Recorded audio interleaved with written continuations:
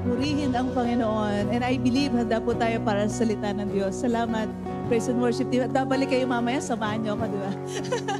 Alright. Tayo po yung magsiupo and we believe na napakayaman ang salita ng Diyos para sa ating lahat. And salamat, Tio. At sabihin niyo nga po sa inyong katabi na handang-handa na ako. At dugtungan po natin yan, gising na gising ako. Ayun. Purihin po ang Panginoon. At ngayon tayo ay patuloy na magsasalo-salo sa kanyang mga salita. Dahil ang sarap pong mag-flow sa worship. At napakasarap din naman kumain ng salita ng Panginoon. Amen po? At ngayon tayo ay ating alalahanin. Ano nga ba ang dahilan? Bakit po tayo nagkakatipon dito? At katulad nga po ng si Brother Kiko ay nandito at siya ng pagbati para sa atin. At totoo nga na wini-welcome natin yung mga first time na mga kapatiran na ngayon lang po nakadalo. Purihin ng Panginoon. O kaya yung iba po ay maaring malhabang panahon na po bago po kayo nakabalik ulit. Praise God sa inyong presensya ngayong hapong ito.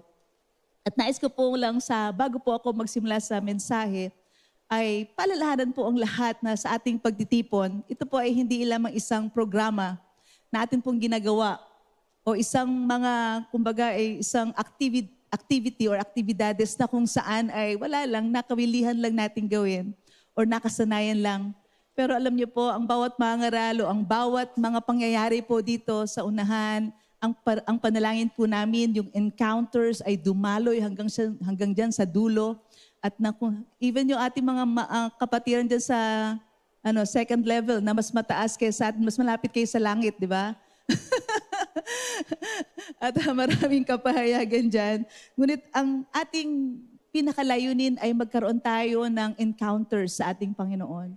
Na makaniig natin, makatagpo natin, at ating makafellowship siya at marinig natin ang kanyang tinig mula sa kanyang salita at sa kanyang banal na espiritu na kung saan magpapaalala sa atin, magpapalakas, kung ano man ang iyong kailangan, ang Diyos ang magpupuno nito. Amen po. So yan po ang layunin. At meron po tayong spiritual na mga pagkain, meron tayong mga encounters na kung saan magdudulot ng pagbabago sa ating mga buhay. Pagbabago sa ating mga pag-iisip, kagaangan sa ating mga kalooban. At ito po ang napakaganda na halimbawa na kung saan handa rin po tayong magpakumbaba sa presensya ng Panginoon. Na matuto po tayong sumamba. Na alam natin kahit wala pala sa tono, narinig ng Diyos yung ating mga papuri at pagsamba. Hindi kinakailangan na napakagaling mo sa instrumento para ma-encounter mo ang Panginoon, kundi handa ang puso mo na sumamba at magpuri sa Kanya, na kahit yung lyrics ng awitin ay Ingles, buti hindi tayo umaawit pa ng Ilocano ngayon, no? Hindi pa tayo umaawit ng mga ibang dialects, pero Ingles at Tagalog, kung ano man, basta sa puso mo, niluluwalhati mo ang Diyos, yon ay Kanyang tinatanggap. Amen po. Kaya yan po isang malaking encouragement sa atin, kaya hindi po aksidente na tayo po ay nag-stir up with one another. No po? Talagang ginigising natin ang kamalayan ng isa't isa.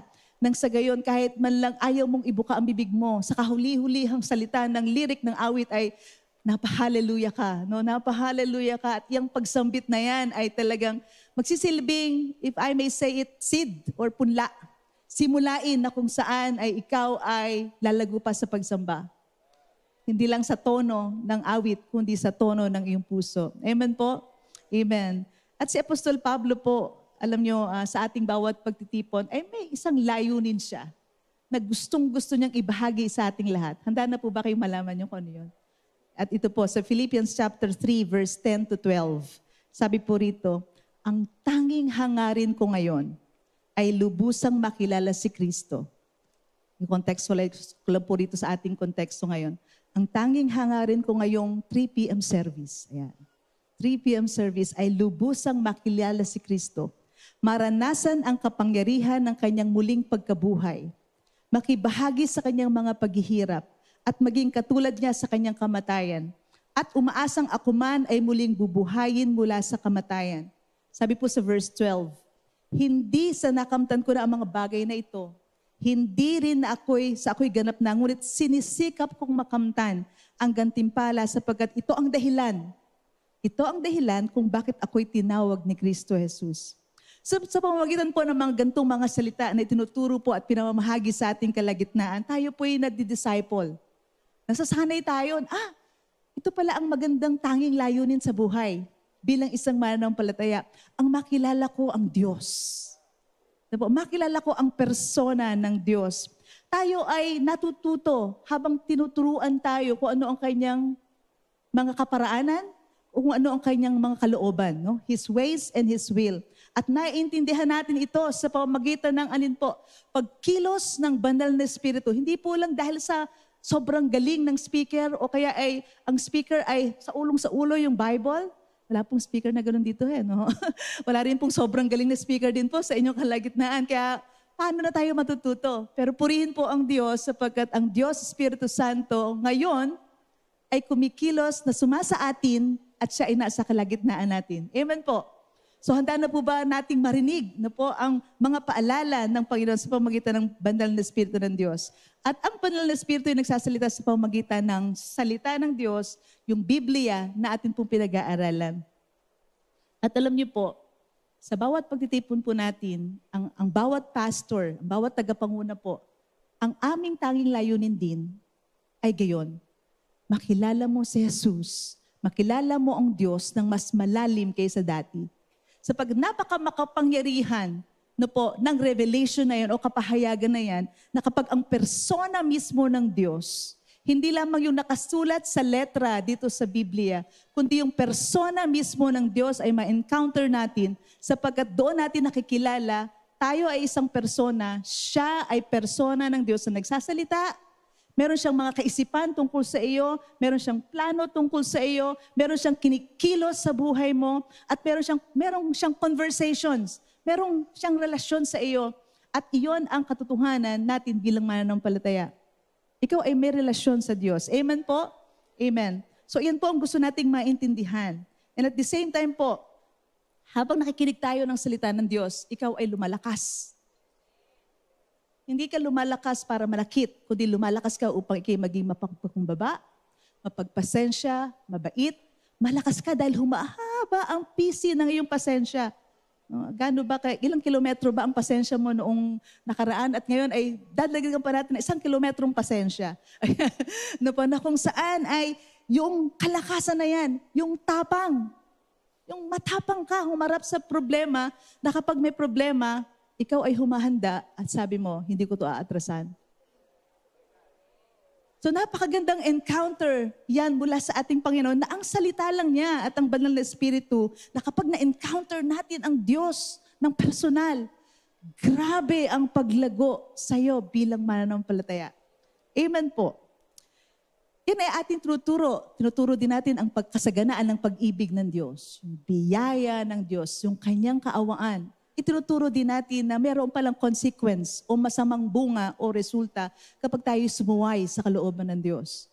At meron din pong paghatol ang Diyos sa mga bagay kung ano ang mabuti, kung ano ang masama, kung ano ang nasa dilim, kung ano ang nasa liwanag. Even ang mga judgments ng Panginoon. At naiintindihan po din po natin sa kanyang mga salita na ganito po.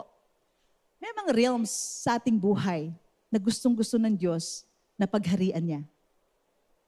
At yan po ay napakagandang maintindihan natin na unti-unti. No? Unti-unti niya tayong patuloy na binabago, kinakausap. O, napaka-patient ng Panginoon. Sabihin nga po natin, salamat Panginoon, napaka-mapagpasensya mo sa akin. Sabihin nga po natin yun. Very patient ang Lord, no po? At yan po yung ating pinag-aaralan kung paano ang paghahari ng Diyos, kung paano ang kagalakan ng Panginoon. At siyempre po, pinag-aaral din po natin na may mga struggles din po tayo. May mga pinaglalabanan din po tayo sa ating buhay. May mga nasa ating kalagitnaan na nakakaranas ng depression o yung kabalisahan o yung pagiging takot sa buhay o pagiging takot na maulit muli yung mga kapahamakang naranasan nung nakaraan. Amen po. So pinag-uusapan natin yung kapangyarihan ng Diyos, kaluwalhatian ng Diyos, kapayapaan ng Diyos. Pero pinag-uusapan din po natin yung kalungkutan. Kapag may disappointments na po tayo, kapag natalo tayo minsan sa laban, kapag may sakit at karamdaman, at kanina dinil po natin yan. Kapag tayo ay humaharap sa isang pinakamahinang bahagi ng ating pagkatao, yung ating weakness. So ganyan po yung counsel ng salita ng Diyos. Kaya po ang ating title po ngayon, maaaring nasa likuran ko na. Pananampalataya, pagpapala, pighati at pagsubok. Alam ko ang gustong-gusto niyong makita diyan yung pagpapala.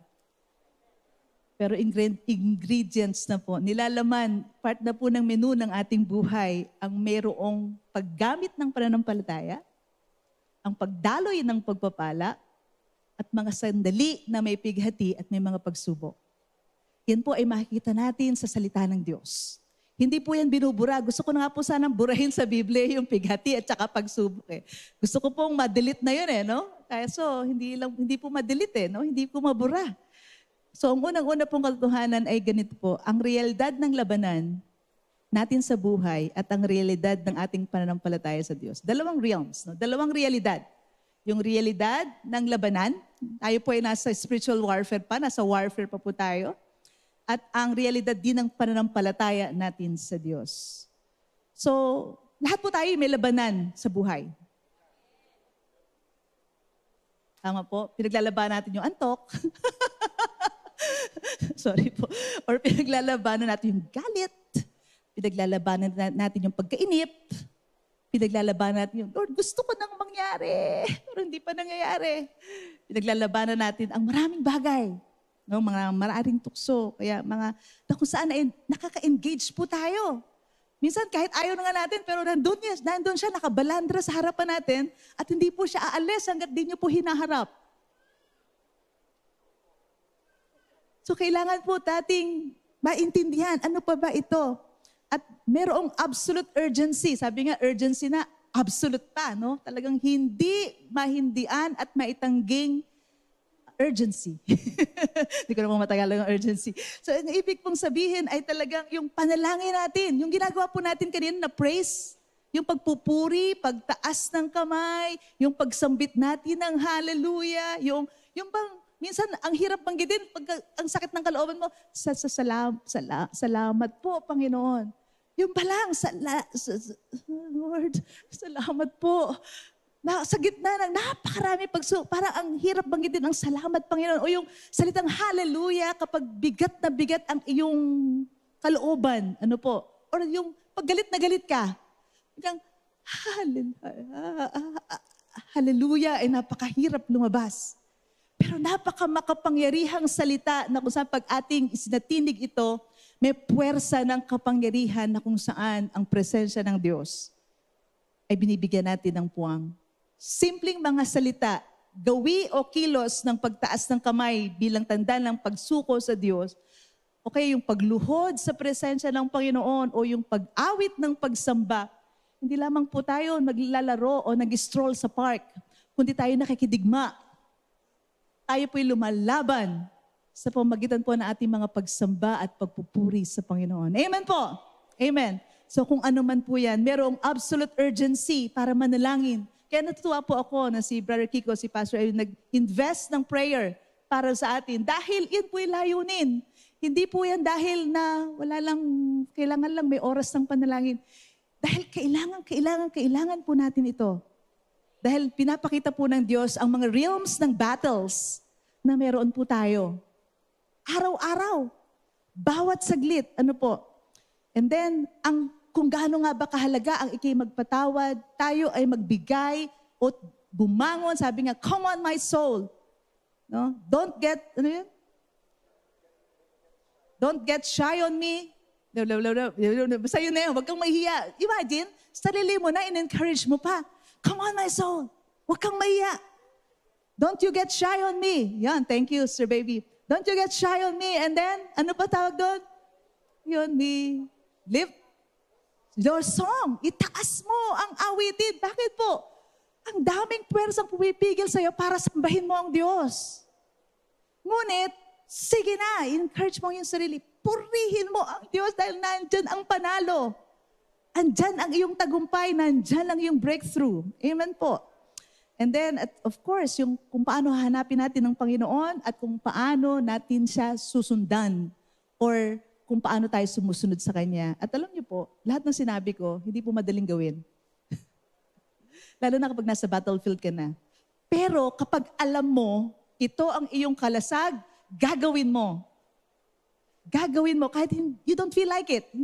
Wala kang ganang magpuri, wala kang ganang manalangin, at even wala kang ganang magpasalamat sa Panginoon. Gagawin mo sapagkat alam mong ito ang iyong mga weapons, mga armory, para iyon ang dahilan para ikay manalo sa laban. Sabihin nyo nga sa iyong katabi, good afternoon, winner. Ayan. Tingnan nga po natin, sa bawat gathering, wag po kayo magtataka bakit may mga pastors na biglang tumatayo po rito at nananalangin tungkol sa mga may struggle sa buhay. Why? Kasi yan po ay sa pangunguna ng Banal na Espiritu sapagkat sabi mo, siguro sa iyong sarili, hindi naman ako may depression, bakit sila nagpe-pray? Hindi mo alam yung katabi mo. Hindi mo alam yung nandyan sa gitna. Hindi mo alam yung nasa lobby o kaya nandito sa balcony. Hindi mo alam. Pero corporate gathering tayo, iba-iba ang ating sitwasyon sa buhay. Pero gusto ng Banal na Espiritu i-meet yung flock na to. Ito ang dahilan, yung kawan. Kayo po, ang bawat isa sa atin. No? Na kung saan tayo nagdadalanginan sa isa't isa. At dahil dyan, kahit hindi mo damdam na ikaw ay depressed, pero dahil alam mong maaring sa kalagitnaan meron, bakit nga ba i-hook up mo yung faith mo, makipanalangin ka, at mag-release ka rin ng pananampalataya, at nang sa gayon, corporately, ang dahilan bakit po tayo nagkakatipon-tipon. Encounter with God. Amen po. Ang gutom mo sa presensya ng Diyos ay kabusugan ng iba. Amen po. Dahil binimit ng Diyos yung gutom mo, yung iba, nabubusog din. Nagiging contagious ka. Alam mo yun? Naging contagious ka na walang ganang mag-worship, pero dahil napatabi sa'yo, biglang napataas ang kamay niya at sumamba siya sa Panginoon dahil You carry it. Sa Isaiah chapter 60 po, verses 1 to 3.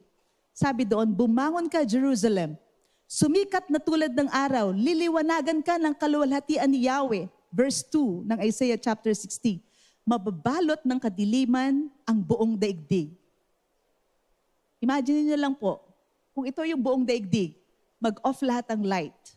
O balot ng kadiliman ang buong daigdig.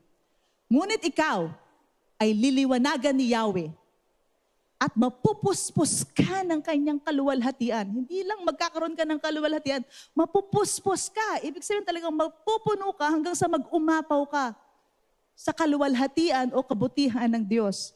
Ang mga bansa ay lalapit sa iyong liwanag, ang mga hari ay pupunta sa ningning ng iyong pagsikat. Kaya ang sinasabi po rito ay may kadiliman na bumabalot sa mundo. Kaya nga po ating nakikita ang dilim na yan. Nararamdaman din po natin yung dilim na yan. Naririnig po natin sa mga balita sa bawat araw. Naamoy din po natin yan. Ang kahirapan, merong amoy. At even yung kasalanan, nafe-feel po natin yan. Yung dilim na bumaba. Yung kalituhan, nararamdaman natin yan. Yung kapag hindi alam ang gagawin, nararamdaman po natin ang presensya ng dilim na yan. At sabi nga po ay patindi ng patindi. Deep darkness over the people. Hindi lang madilim, malalim na kadiliman. Matindi po yan, no? Madilim na, malalim na kadiliman pa. Ibig sabihin talagang yung depth nito ay sobra-sobra. No po? Ngunit, ayan, ikaw ay liliwanagan, Yahweh. Ako po'y naniniwala na walang lamang o walang magagawa ang dilim sa liwanag ng Diyos. Kahit na gaano kalalim pa ang dilim na nangyayari dito sa sanlibutan at sa mundong ito, ang liwanag na sumasayo ay mas dakila pa kahit sa anong depth ng dilim na kayang gawin ng kaaway sa mundong ito. Amen po. Amen po. Kaya pagliliwanagin. At kapag naiintindihan mo ang salitang ito, naliliwanagan ka ni Yahweh, so hindi ka matatakot sa dilim. May mga balita, may mga senyales, may mga karanasan na negatibo, ngunit dahil liliwanagan ka ni Yahweh ay mapupuspos ka ng kanyang kabutihan o ng kanyang kaluwalhatian. So mahalaga ang paglakad natin sa pananampalataya sa Diyos. Dahil ang ating pananampalataya, sabihin niyo nga po, ang aking pananampalataya at ang aking pag-asa. So meron akong pananampalataya, meron akong pag-asa na pagpapalain niya tayo at patuloy tayong inaayos ng Diyos. Inaayos ng Diyos ang iyong buhay. Tinuturuan tayo ng Panginoon. Inaakay tayo ng Panginoon. Ginagabayan tayo ng Panginoon. Unti-unti, bawat hakbang, maliit na hakbang o malaking hakbang, hakbang pa itaas para sa ating paglago. Pero ang mahalaga, humahakbang ka. At ang hakbang na yan ay hakbang ng pananampalataya at pagtitiwala sa Diyos. Amen po. So, mahalaga ang pananampalataya. Ito ay hindi madali. Bagkus, ito ay mapanghamon. Very challenging. Dahil sa bawat paghakbang mo ng pananampalataya, may kumukontra. Yung puwersa ng takot, pag-aalinlangan, kawalan ng kaalaman, at minsan, maaari, yung kawalan ng kalooban para gawin ito. Kaya napakahalaga, na tayo ay naka-in-tune sa pananampalataya. Alam natin lahat na wala pa tayo sa langit. Sino rito ang nasa langit na? Yung mga sobrang tulog na. Sobrang tulog. Akala ko nasa langit na ba ako? Yung mga sobrang pikit na yung mata niya. Wala ka pa sa langit. Wala pa po tayo sa langit. Nandito po tayo sa mundong ito. At ang mundong pong ito, hindi po magiging langit. Dahil kahit ang mundong ito ay babaguhin pa nga ng Diyos. At magiging bagong mundo. So ibig sabihin, ang ating ngayong kinalalagyan, tinitirhan ngayon na pansamantala, hindi po ito ang langit. Wala pa tayo doon. Ngunit, ang bilin sa atin ng Diyos, ito po, tayo ay maging ilaw at maging asin ng sanlibutan. Maalat na asin, maliwanag na ilaw. Yung asin na kung saan may lasa, at kung saan, nawawalan ng lasa ang asin, Pastor Edwin, di ba? O yun, di ba? So, dapat maalat na asin, And then, ilaw, hindi yung kumukuti-kuti. Hindi pa po Pasko, pero malapit na po, September na. Pero yung liwanag na kung saan ay talagang galing sa liwanag na nagsisilbing gabay para sa atin, ito ay ang salita ng Diyos. Amen po. So habang nandito tayo, hindi nga ito ang langit, pero dahil nandito tayo, pwede natin i-access ang kapayapaan ng Diyos. Good news po ba yun? Magiging magulo in chaos ang mundong ating ginagalawan, pero ikaw bilang mananampalataya ay binibigyan ng Panginoon ng kapayapaan. Amen po. Meron tayong ganong kalagayan. Sabi nga po sa 1 Peter chapter 1, 8-9, hindi ninyo siya nakita, ngunit siya'y iniibig ninyo. Hindi pa rin nyo siya nakikita hanggang ngayon. Ngunit, sumasampalataya kayo sa Kanya. Dahil dito'y nag-uumapaw na sa inyong mga puso ang kagalakang di kayang ilarawan ng salita, sapagkat tinatanggap na ninyo ang bunga ng inyong pananampalataya, ang kaligtasan ng inyong buhay. Posibleng, nagkakagulo sa mundo, pero bilang anak ng Diyos, ikaw ay puspos, nag-uumapaw ng kapayapaan. Dahil iyan ang pinaghaharian ng Diyos, ang puso mo at ang buhay mo na dumadaloy sa iyong marriage, sa iyong business, sa iyong pamilya, at sa mga gawain ng iyong kamay. Amen po. Amen po. Hallelujah. Sabi po rito is, lahat po tayong ay nakiki-identify or in somehow nakikiugnay. Nakakaunawa tayo na mayroong kapighatian. Lalo na kapag nawala ang isang mahal sa buhay. Lahat po tayo may ganong karanasan. Amen po? At maaaring ilan sa atin ay nasa gitna ng ganong ng pighati. Or mayroong ang takot kung ano ang mangyari bukas. Lalo na kapag may mga, sabi nga ni Pastor Paul Giagay, yung Judith, ay lumalapit na. No? Sabihin, maraming mga bagay. Lahat tayo nakiki-identify dyan. Or yung report ng doktor kapag ikaw ay nagkaroon ng tests, di ba, sa medical tests, Po, tapos ang result ano yun, i-release Tuesday, mga ganyan, di ba? And Sunday ngayon, Lord, mag-worship ako sa iyo. Talaga namang nakagano na siya. Lord, hallelujah, mga ganun, di ba? na kung saan ay talagang, oh my God, di ba? Yun ang mga laban sa buhay. Na kung paano nga ba, papangalagaan mong iyong puso at kaisipan na maging mapayapa. At yan po ay dahil sa encounter mo sa Panginoon. At wala na pong iba. Amen po. So, yan po yung ating mga condition. At alam niyo po ba sa Bible, iba-iba rin po yung sitwasyon ng faith. Merong faith na malakas, merong faith na mahina. Kaya nga sabi ni Jesus, bakit kayo natatakot? Ang liit naman ng inyong pananampalataya. Ako yung kausap ni Jesus naman, maliit na nga. Diniscuss pa.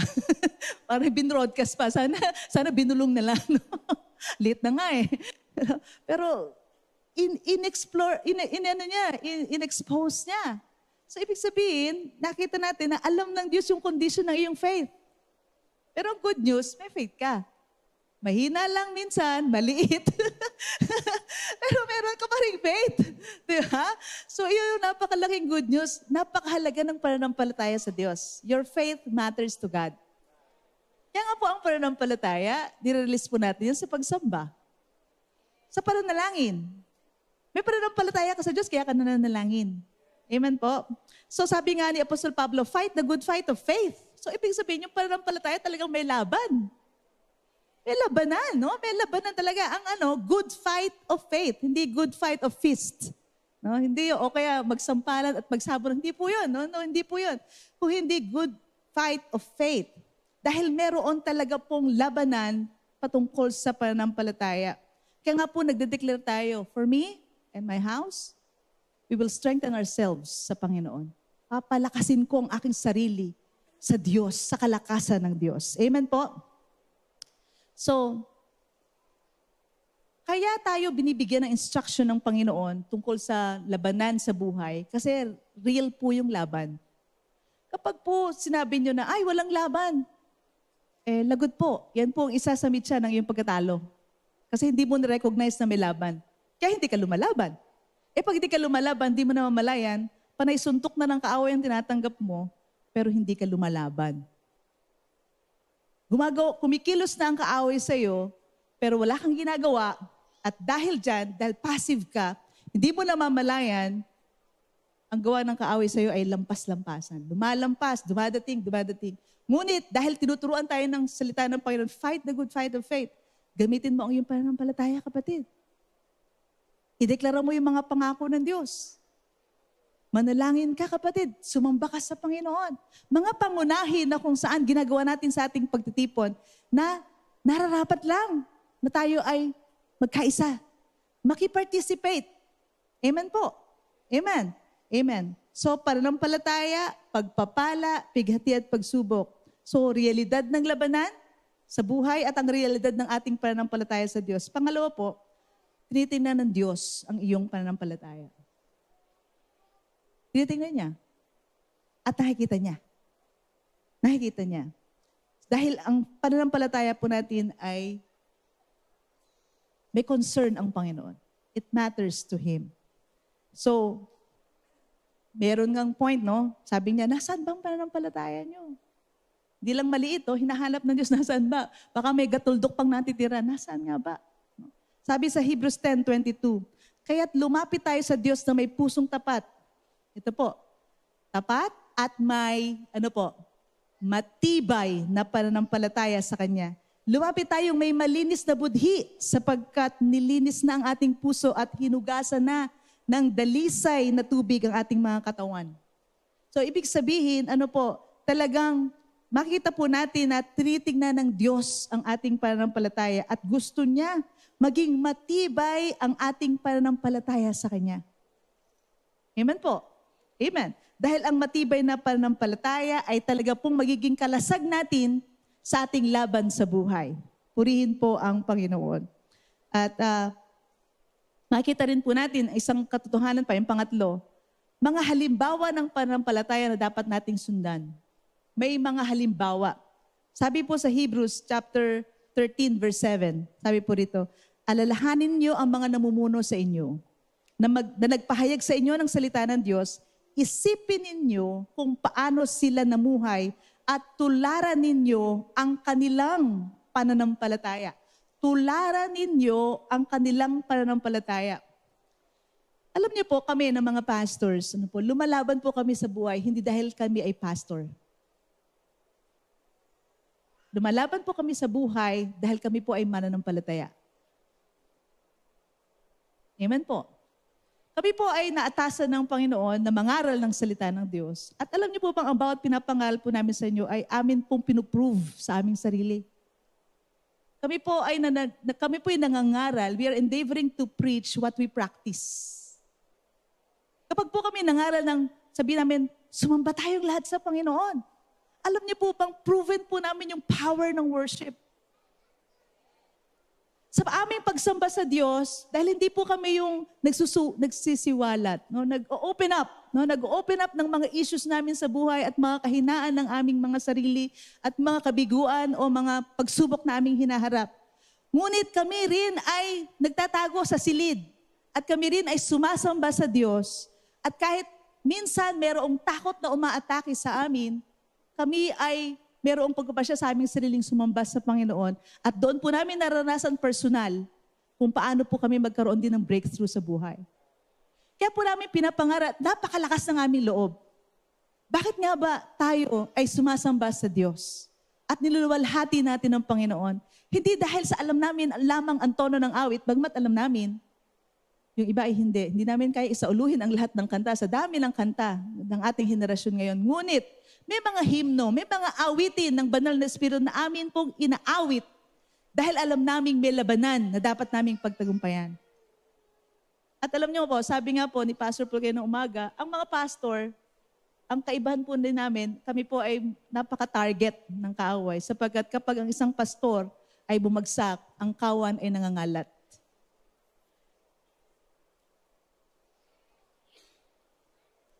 Kaya ang kaaway, sige, ang pamilya, atakihin natin ang pamilya, atakihin natin ang kalusugan, atakihin natin ang finances, atakihin natin ang pastor na ito para mangalat ang kanyang mga tupa. Yun po yata yung aming privilege. Pero bagamat bilang mananampalataya, ang mga pagsubok pong hinaharap nyo ay the same na pagsubok at maaaring nga pong mas intense paang sa inyo or mas intense sa aming kapanahunan ang mga pagsubok. Gayon pa man po, maaaring suliranin tungkol sa marriage, sa pamilya, sa sarili, o kaya sa finances. Pero bilang mananampalataya, tinuturuan po namin kayo kung paano ba kayo makipaglaban at gamitin ang iyong pananampalataya.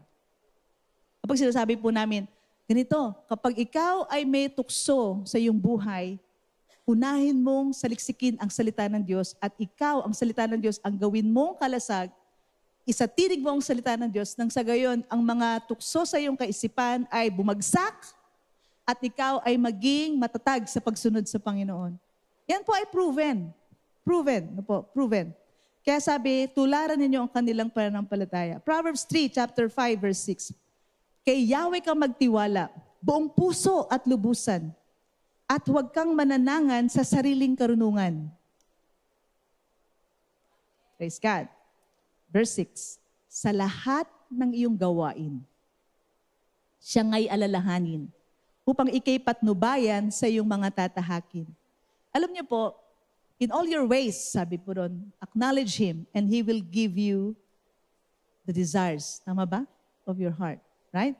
So, ibig sabihin, sa Amplified, ang sabi doon, trust in the Lord in all your ways. Tama ba ako? Sa lahat ng gawin siya, iyong alalahanin. Po. In all your ways, you acknowledge God. You know Him, you acknowledge Him, and you recognize Him. Yan po sinabi sa Amplified. So sa gitna ng maraming mga kaparaanan mo sa buhay, maaring ito po ang hinaharap mo sa buhay, maaring halimbawa ay you are battling against impatience or anger, or you are battling against yung finances, or kaya doon sa yung direction sa susunod. Sabi, in all your ways, you know God. Kilalanin mo ang Diyos. Anong sinasabi ng Diyos sa iyong sitwasyon? No? And then at pagkatapos sabi niyon, you acknowledge Him. iyo siyang i-acknowledge na kung saan ay hindi mo hinaharap yung ways na to. In all your ways, you acknowledge Him. Na meron siyang pag-akay, meron siyang paggabay na nakalaan para sa iyo. So kilalanin mo yon. And sabi niya, you recognize Him. Iyo siyang bigyan ng puwang. At bigyan mo siya ng pwesto na siya ay nasa kalagitnaan ng sitwasyon na iyong hinaharap. Hindi siya yung nasa isang tabi. At ikaw yung nasa gitnang humaharap. Hindi, hayaan mo ang Diyos. Kilalanin mo ang Panginoon doon sa pinakasentro ng sitwasyon na yung hinaharap ngayon. Maaring para sa iyong sarili, o para sa iyong anak, o para sa iyong pamilya, o para sa iyong negosyo.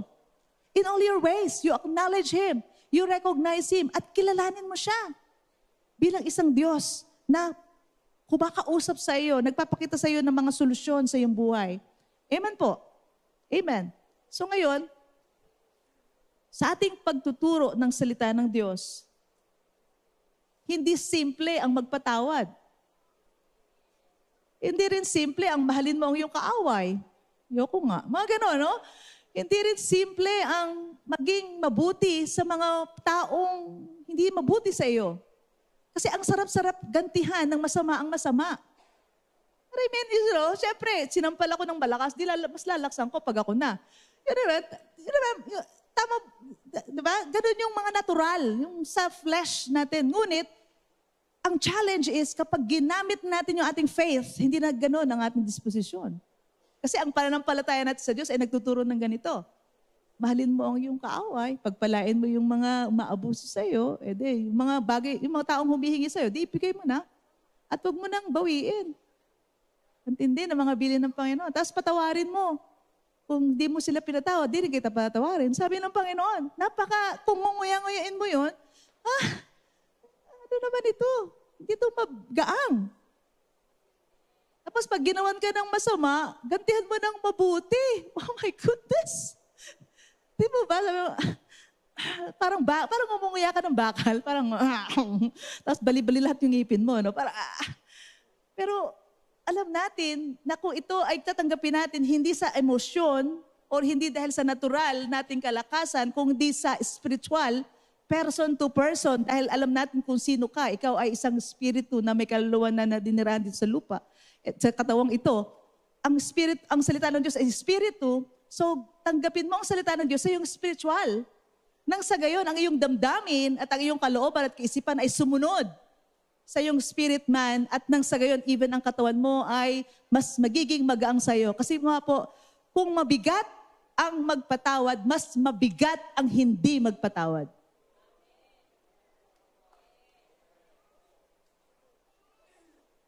Kung hindi po madali ang kung hindi po madali na po naggumawa ng mabuti, gumawa ng mabuti sa mga bagay na ginawa mo ng masama, mas lalong hindi madali para sa iyo. Lalong guguluhin ang buhay mo kung ang igaganti mo sa masama ay masama din.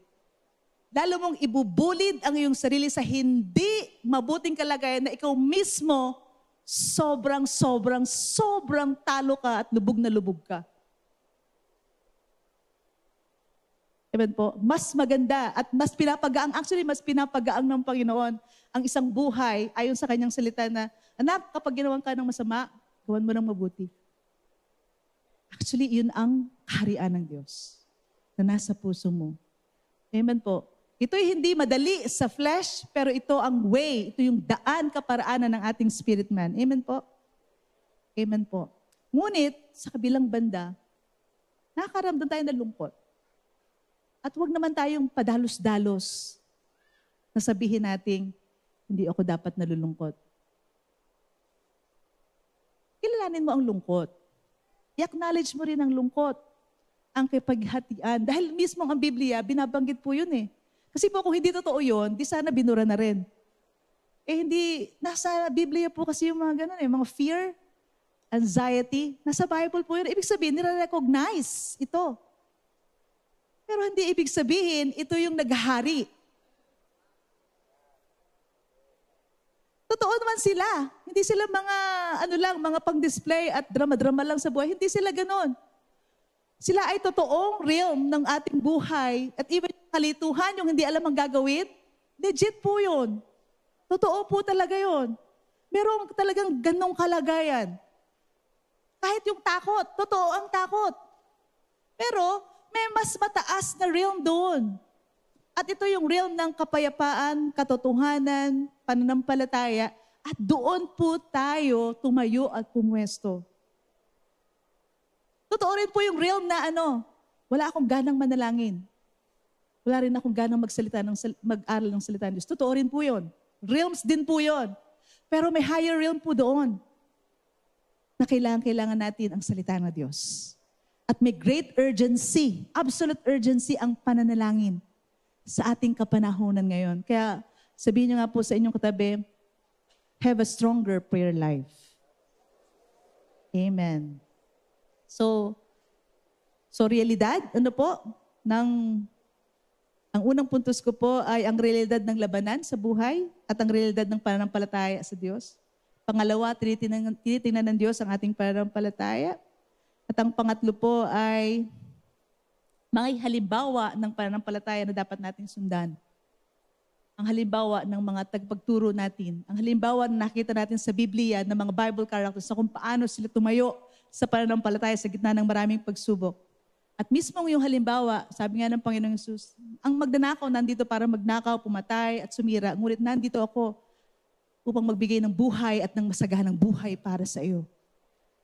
Halimbawa ng pananampalataya na kung saan ay gawin mong anchor ito na ang Diyos, si Jesus ay nagpunta para bigyan ako ng buhay at ng masaganang buhay. Amen po? Amen and amen. Panghuli. So magsuot ng damit pandigma. You put on that garment, that armory. Sabi doon sa Proverbs 3 verse 5, trust in the Lord with all your heart. Pagtiwalaan mo ang Diyos ng iyong buong puso. Sabi doon. At sabi nga, kay Yahweh ka magtiwala, buong puso at lubusan at huwag kang mananangan sa sariling karunungan. Sa lahat ng iyong gawain, siya nga'y alalahanin upang ikay patnubayan sa iyong mga tatahakin. So, in all your ways ng sakit, karamdaman, sickness, sufferings, kailangan nating i-appropriate. Kuhanin natin yung karunungan ng salita ng Diyos.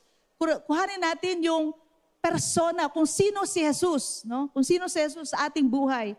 At nang sa gayon, siya ay ating paghariin sa lahat ng ito. Amen po? Sabi nga, first and foremost, we receive a person. Tinanggap natin ang persona ni Jesus. At dahil tinanggap natin ang persona ni Jesus, tinanggap na rin natin ang kanyang mga ways, kaparaanan, ang kanyang salita, na buhay sa atin. Amen po? And then, of course, sabi nga, ang pananampalataya natin na nag-aakay po sa atin, papalapit sa Diyos. Amen po? Yung pananampalataya na umaakay sa atin, papalapit sa Diyos. Na atin kinikilala yung kanyang tinig. May tinig ang Diyos na kumakausap sa atin, na nagbibigay sa atin ng direksyon at tamang hakbang. Nag-focus tayo sa Kanya at hindi lamang sa pangyayari dito sa ating mga buhay. Amen po. At dahil kapag tayo nag-focus sa Diyos, alam niyo po ang nangyayari, hindi mo mapigilan ang iyong pusong sumamba sa Kanya. Dahil kapag nakafocus po tayo sa Panginoon, nakikita natin ang Kanyang kagandahan, ang Kanyang kabutihan, ang Kanyang kaluwalhatian, ang Kanyang kapangyarihan, talaga pong bubulalas. Magbaburst talaga ang puso mo sa pagsamba sa Panginoon. Amen po? Kaya nga ang ating weapon sa laban, hindi po physical pero merong physical results. Ang pagsamba, spiritual activity, pero merong physical na resulta ng kagalingan at kapangyarihan ng Diyos at kalakasan. Yung pagsamba mo sa Panginoon, yung dati ay takot ka, biglang napapalis ang takot, pinapalitan niya talaga ng tapang at pagtitiwala sa Panginoon. Amen po. Amen po. Kaya naman yung sa ating pag-awit, Panginoon, maghari ka sa amin, purihin ka. Ay napakaganda po. Sabi nga, ang pagpupuri ay isang weapon, ang pasasalamat ay weapon din po. Ang panalangin ay weapon din, at ang pagsunod sa instruction ng salita ng Diyos ay weapon din. Alam niyo po bang yung joy is a weapon? The joy of the Lord is my... Pag malakas ka, grabe ka. Grabe talaga ang pagsunod mo sa Panginoon. Amen po. Kaya nga po sabi sa Philippians 4:4, malapit na po ako magwakas. Maggalak kayong lagi sa Panginoon. Inuulit ko. Sabi po, magalak? Sino? Kayo. Sabi doon. No? Magalak tayo. Inuulit ko.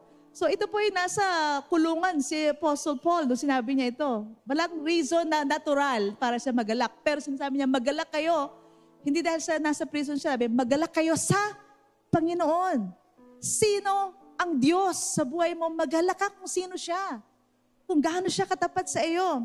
At meron po pong karagdagang bilin. Sabi doon, huwag kayong mabalisa. Sabi sa verse 6, tungkol sa anumang bagay. Sa halip, ito po, hingin ninyo sa Diyos ang lahat ng inyong kailangan. Sabi doon, sa pamamagitan ng panalangin. Panalangin na may pagpapasalamat. Thanksgiving, na po. At ang resulta ay ganito, ang kapayapaan ng Diyos na hindi kayang maunawaan ng tao, ang siyang mag-iingat sa inyong puso at pag-iisip dahil sa inyong pakikipag-isa kay Kristo Jesus. Amen po. Verse 8, may bilin pa rin. Bilang pagtatapos. Ayan na, nagko-closing na po ako. Sinasamahan po ako ni Apostle Paul. Mga kapatid, lagi ninyong isaisip ang mga bagay na karapat-dapat. Kapuri-puri. Mga bagay na totoo. Talagang nililinis yung ating kaisipan ngayong pagkakataong ito. Mga bagay na marangal, matuwid, malinis, kaibig-ibig at kagalang-galang. Isaisip mo ito. Isagawa ninyo ang lahat ng inyong natutunan, tinanggap at narinig at nakita sa akin. Sa gayon, ito po, sa inyo ang Diyos na nagbibigay ng kapayapaan. Amen and amen. At hayaan natin, no, aawit po tayo ng isang awit, na po, the King, no, the glory of the King. Pwede bang matawag ko ang ating mga praise and worship team? At habang sila ay nag-organize, gusto ko itong sabihin sa inyo at i-release po sa inyo. Ang Diyos ng kapayapaan, ang siyang muling bumuhay sa ating Panginoong Yesus na naging dakilang pastol ng mga tupa dahil sa kanyang dugo na nagpatibay sa walang hanggang tipan. Ito po yung verse 21. Naway ipagkaloob niya sa inyo ang lahat ng kailangan ninyo. Lahat. Lahat ng kailangan ninyo. Ang nagtitiwala sa salitang ito ng Panginoon ay tanggapin po ito. Naway ipagkaloob niya sa inyo ang lahat ng kailangan ninyo upang maisagawa ang kanyang kalooban. At sa pamamagitan ng Jesucristo ay gawin niya sa atin ang nakalulugod sa Kanya. Purihin nawa si Kristo magpakailanman. Amen. Tumayo po tayong lahat. No po? At awitin po natin ang awitin na to. The King, I think The King of Glory. Is that the title of it? Yung last song natin, no? The King of Glory. And I believe, sa ating mga buhay, anyayahan natin ng Diyos. Sa pag-awit po natin ito, yung hanghari ng kaluwalhatian ay mapuspos ang ating buong puso. At hindi lamang po yung lugar na ito, kundi mapuspos ka ng kaluwalhatian ng Diyos at dala-dala mo ito sa iyong tahanan. Dalhin mo ito sa iyong trabaho. Dalhin mo ito kung nasaan ka man pupuntang laban sa buhay. At pag-awit natin ito, iimbitahan natin ang kaluwalhatian ng hari na maluwalhati sa lahat.